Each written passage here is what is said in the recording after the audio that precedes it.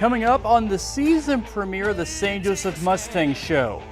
The Mustangs back and ready to chase their 9th Mink League title. Plus, there are a lot of familiar faces returning to play for the team this summer and several surprises in store as well. But one thing is for sure, the St. Joseph Saints getting their flowers and honored at Phil Walsh Stadium this summer. Slice to right. It's coming in. It's down. This game is over. I'm ready to show my hand. Ready to take a stand. Wait on a sign above. And I am ready, ready. I'm ready to face the fire.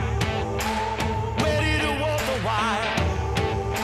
Waiting for my king to come.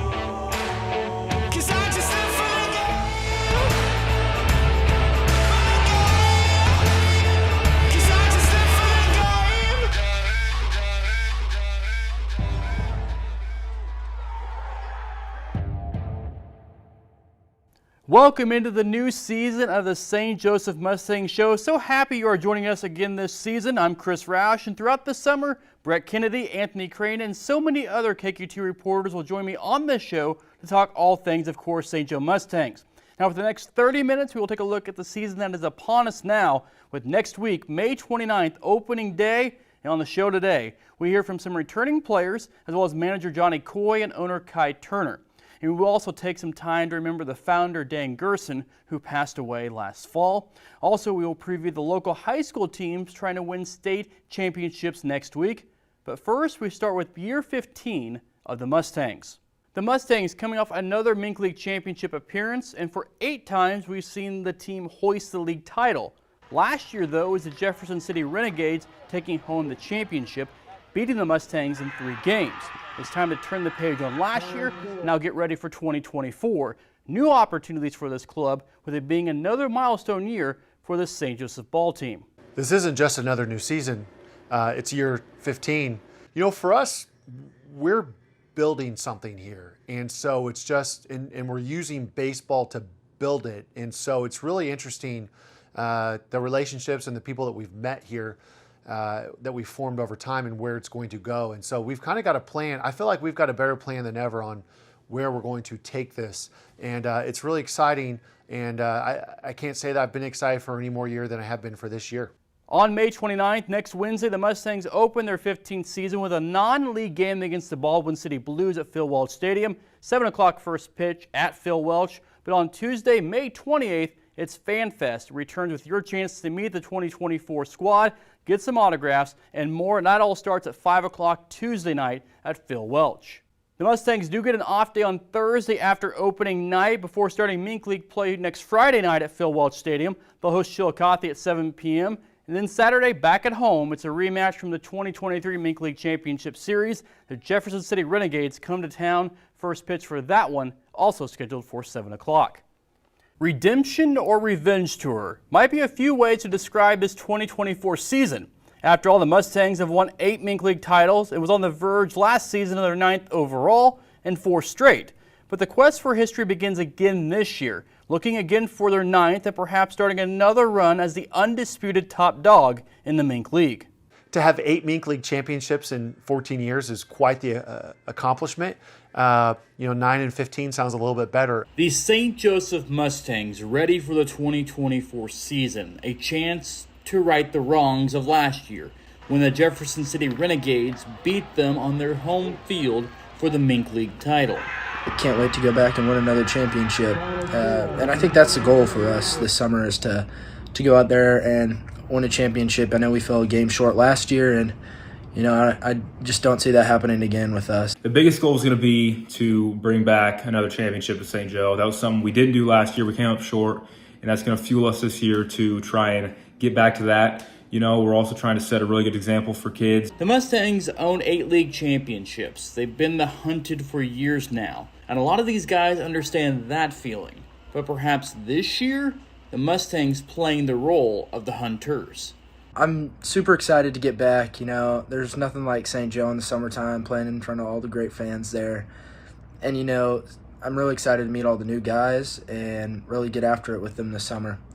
I know a lot of guys are returning, and I can't wait to see those faces again, as well as the new guys. Can the Mustangs win their 9th league title in 15 seasons? That's the goal. And it all starts on Wednesday at Phil Welch Stadium. You always went to these games, whether it was the Mustangs or the old Saints, and you would look up to these guys. And so we want to set a good example for the kids.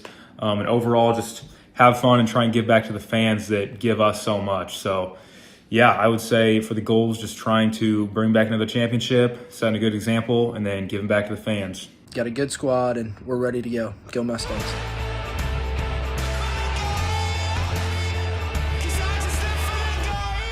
Now here's the list of previous winners, and you can see the dominance the Mustangs have had. Won in 22, 21, no season back in 2020. They won it in 2019. Sedalia won it back in 18. Mustangs won again in 17. The Bombers back in 16 again.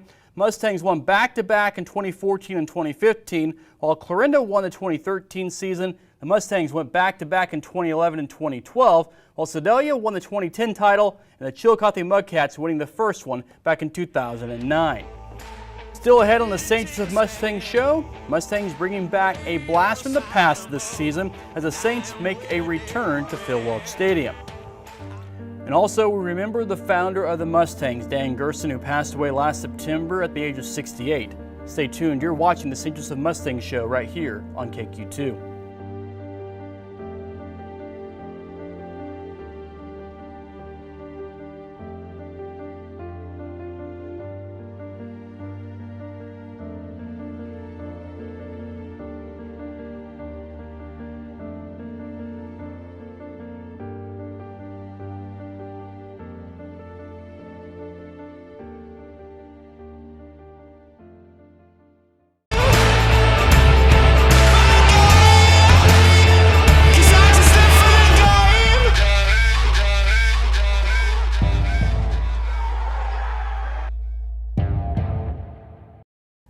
Welcome back. Dan Gerson, a name Mustangs fans know because of everything he did for the team in bringing baseball back to St. Joseph.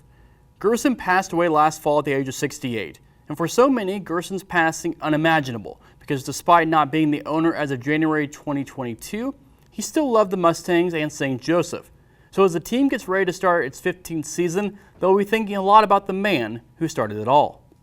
I want to honor what he would have done or would have wanted done. And so it's kind of the point too, like, we're going to take risks and take chances and have a little bit of fun and push the boundaries on stuff that maybe we didn't know we could accomplish. And so, I think that's what Dan did here. When Gerson passed last September, it left a lot of people stunned, myself being one of them because I interned and worked for him in different capacities. He did a lot for me, whether I knew it maybe at the time or not, but Dan did the same for so many others as well. Here's the story that I did the week of his passing back in September. He wanted to make sure that even if it was your 50th time there at the stadium, it felt like your first. St. Joseph Mustangs founder Dan Gerson passing away this week at the age of 68. Huge part of my life, huge part of so many other people's lives, and none of it would be here. I don't know what I'd be doing in the summers if it wasn't for Dan. I wouldn't be doing this. He was caring, he was loving, the silver fox that would roam the stadium, but always making sure somebody had a seat. Gerson, who brought the team to St. Joseph in 2009, started a phenomenon in the city, the Mustangs taking the town by storm. Dan loved baseball. Doesn't get more romantic than walking into Phil Welch. But then, he knew what it would take in a stadium to be successful. And so, as well as with a relationship with the city. There were a lot of doubts when Gerson decided to bring a team to St. Joseph. After all, the Black Snakes run didn't end very well. And Gerson heard the doubters. Well, the first time we talked, I think I told you what I wanted to do, and I think you were a little skeptical of what I was going to do. I couldn't be, more proud of what is going to go on here starting Thursday night. But he believed in what he was doing, bringing in Rick Muntean as the general manager, Matt Johnson as the manager, and building rosters filled with local guys who fans could get behind. I was one of the first guys that signed on with it, and he told me the visions he had for this thing, and it was really cool to see it come to light, and that first night was really special. The Mustangs Mink League championships are well documented. They've won a lot, but it was about more than baseball for him. I think he found the perfect niche to be involved in St. Joe, and the people there were hungry for something like this. He really invested not just his money, but his heart into the city. He just wanted to better it, and a lot of people can talk the talk, but he would also walk the walk and put his money where his mouth was. And so, he's absolutely a man of his word. And Gerson had no real ties to St. Joe before bringing the team here. Born and raised in Chicago and moving later to Kansas City, but he somehow made a connection with St. Joe. And I think it reminded him a lot of where he was at when he was a kid and what he had when he was in Chicago and just the overall experience of it. He could see that in St. Joe. Gerson sold the team to Kai Turner, the Mustangs general manager, in January of 2022. And while he wasn't at the ballpark daily anymore, Gerson kept up with the team, including this past postseason when Johnson's son Jace pitched for the team too. I texted Kai and Johnny after the game and I said, I've never felt as old as I have watching him on the mound. He did a great job. Some people knew Gerson owned the team. He liked flying under the radar because he was always just proud of the team and what the team stood for. It really makes me feel great that the town's, just reacting even with more love for the Mustangs.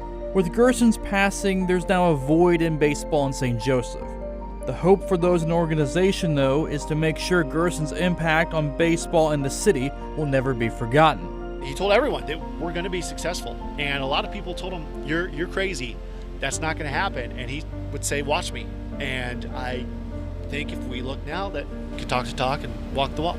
He wanted to put St. Joe on the map, not for himself, but because he thought it was a very special community. Mustangs owner Kai Turner says the team will honor Dan in a variety of ways throughout this season. Still ahead on the St. Joseph Mustangs Show, the Mustangs just about to get started while some local high school players will try to bring home some state titles next week. And we sit down with the owner of the Mustangs, Kai Turner, for a special one-on-one interview as he gets ready for his third season as the leader of the organization.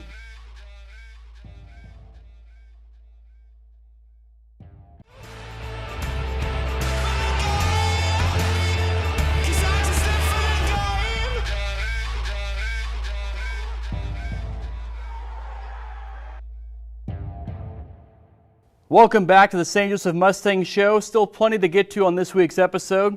And now it's time to sit down with one of the individuals responsible for what the Mustangs have become today. Here's a conversation I had earlier this week with Mustangs owner Kai Turner.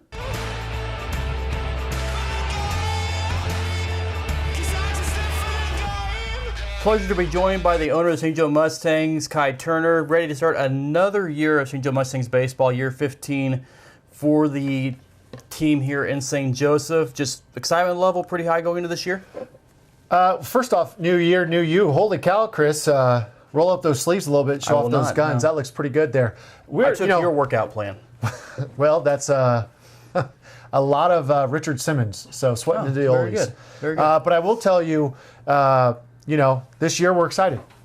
Year 15, so 2009 inaugural year, missing one COVID season. So this is 16 year, but our 15th season. So I think, really this year is our most surprises and new things that we've had. And so a lot of new, fun, innovative ways to engage with our fan base, Mustangs Nation this summer. As you look at this year's roster, what stands out to you the most about what Johnny's been able to do with this team?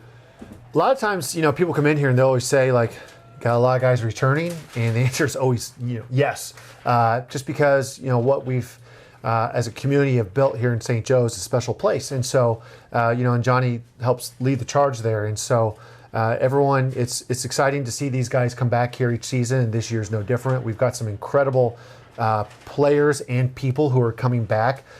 Just that family atmosphere is really neat. But, we've also got, I go back to, what other team, Johnny's mentioned this to me before, can put together a Mink League level team with 14 local players. I don't know that there's anybody. And right. So the talent in St. Joe, we're lucky to have that. And then, of course, the guys who maybe new or are returning, I don't want to neglect the guys who aren't from St. Joe because, man, they're just so talented too. And so to see that collection of talent come here each summer, like last year we had Brandon Stone, who led the Mink League in strikeouts.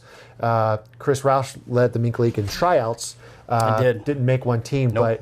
and Brandon just signed with University of South Carolina, and then last year we had our first player reach Major League Baseball, and so it's just neat to see the success that these guys go on and reach each summer with their schools or professionally. But I mean, it's a lot about the family and the culture that's been built here. All right, Kai, May 29th, next Wednesday, opening night. If someone's never been to opening night of a Mustangs game, why should they come this year? First off, what's wrong with you? Why haven't you ever come to opening night? I mean, it's a blast. It kicks off the summer. It's always a big party. As we've done in previous years, we let all school staff in for free with 2 free tickets for each of them. We've got skydivers. It's these guys' first taste of St. Joe, and so they really get to, what they've heard about, they finally get to experience it and see the stands full.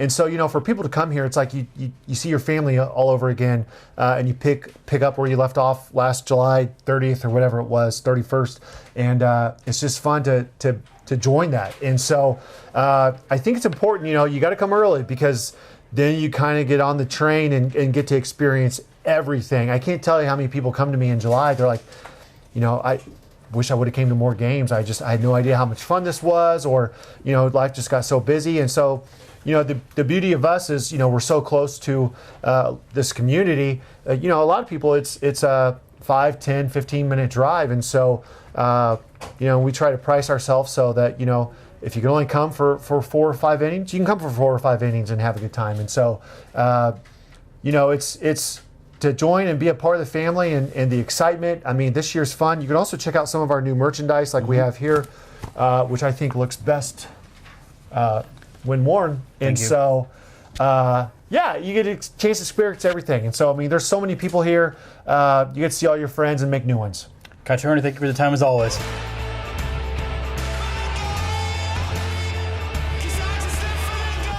Still ahead, the St. Joseph Saints are coming back, at least for a night this summer. The Mustangs honoring the legacy of baseball in St. Joseph. And later on in the show, it's going to be a busy week for Mustangs manager Johnny Coy as the season starts, and also as Benton Cardinals looking for their first state championship since 2007.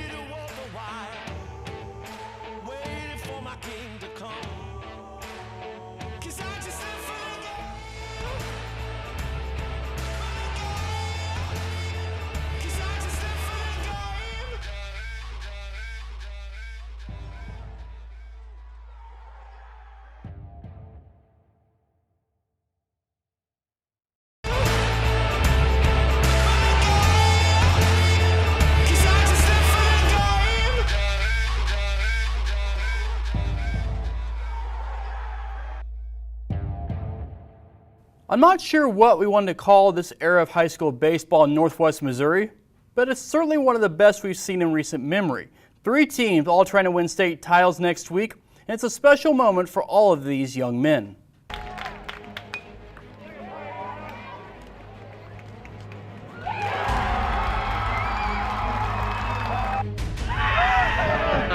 The celebrations are on for 3 local high school baseball squads.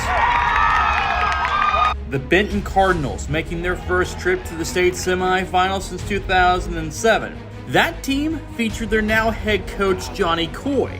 Let me tell you, the dude's been through it. He's played in these games. He knows exactly what to tell us. He knows, we knew exactly what to expect from him. Having a guy like that that's played is just so valuable. I mean, there's not a lot of teams that can say that they have that. The Mid-Buchanan Dragons making their first ever appearance in the Class 3 semifinals in the midst of their best season since 2017.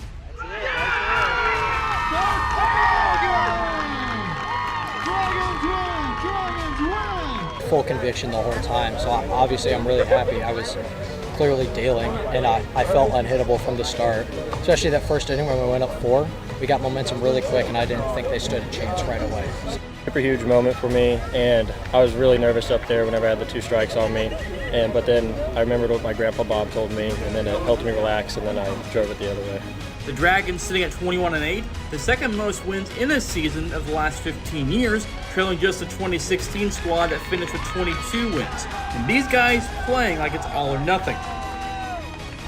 Then there's the Maysville Wolverines, their second consecutive state appearance and just their 5th season of the sport. pretty easy to be proud of this group. They've been great for a couple years now. This program's obviously been building. The Wolverines brought home 4th place a season ago, looking to win the big one this time around. 3 squads playing to win it all, each with a chance to go down as some of the best to ever play at their respective schools. Besides Benton, Maysville, and Mid-Buchanan playing for state titles, Platte Valley made it to the Class 1 quarterfinals as well. So the region well represented in 4 different classes at some of the highest level of high school baseball competition in Missouri. Stay with us. We'll wrap things up with a look at how the Mustangs will honor the Saints when we come back here on the St. Joe Mustangs Show.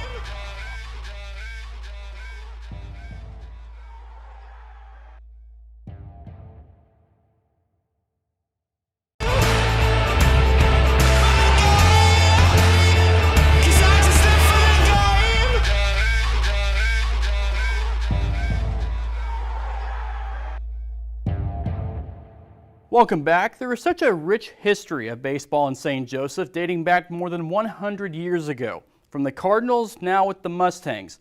One team the Mustangs organization wants to honor and keep alive, the St. Joseph Saints. And they'll do it this summer with the return of the Saints next month and a special night for all those who played and helped keep baseball going here in town.